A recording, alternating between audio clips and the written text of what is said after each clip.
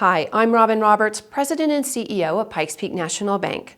Today we're going to address why your debit card has a daily transaction limit. Did you know that debit cards have been in use since 1978?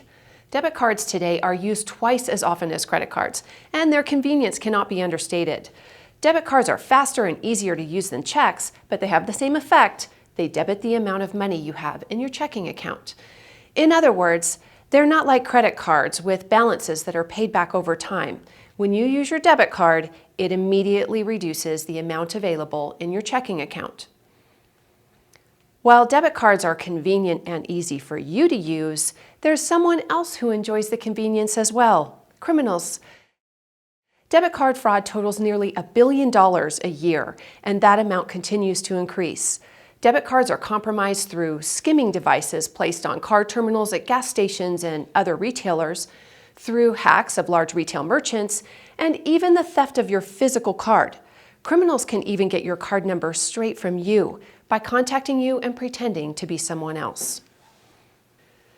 Debit card fraud hits the hardest because it immediately reduces the amount available in your checking account, which can cause financial stress and hardship. If the fraud happens on a weekend when banks are typically closed, this can restrict your purchasing power until the problem can be resolved. With a credit card, although still damaging, it's reducing your credit limit, but not your actual cash. For these reasons and more, banks place daily limits on debit card authorizations. The limit is usually a balance between providing enough room for you to make purchases freely and also restricting significant use if the card is used fraudulently.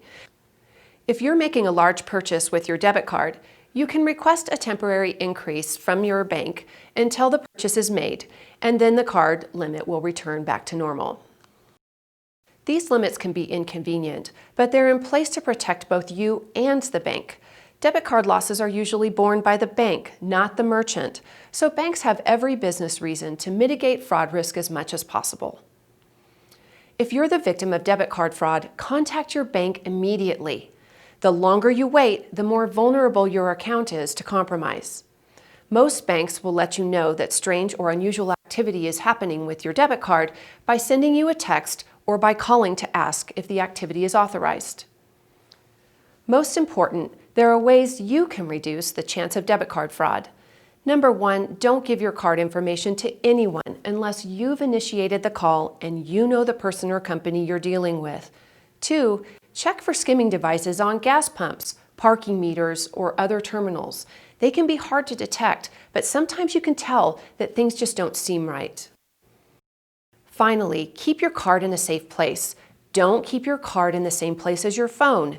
Many phone cases now have places in which to store your cards and ID. This is convenient but dangerous. If someone takes your phone or you lose it, they now have access not only to your cards and ID, but your phone when your card company sends you texts about unauthorized use. To sum it up, banks place a limit on your debit card to protect both you and the bank from financial loss.